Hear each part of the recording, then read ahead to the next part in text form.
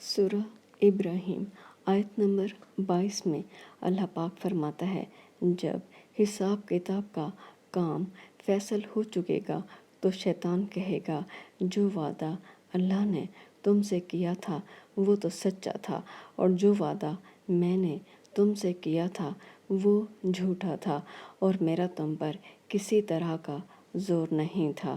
ہاں، میں نے تم کو گمراہی اور باطل کی طرف بلایا تو تم نے جلدی سے اور بے دلیل میرا کہنا مان لیا، تو آج مجھے ملامت نہ کرو، اپنے آپ ہی کو ملامت کرو۔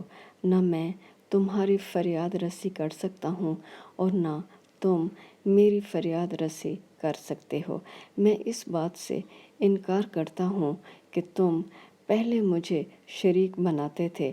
بے شک جو ظالم ہیں ان کے لیے درد دینے والا عذاب ہے۔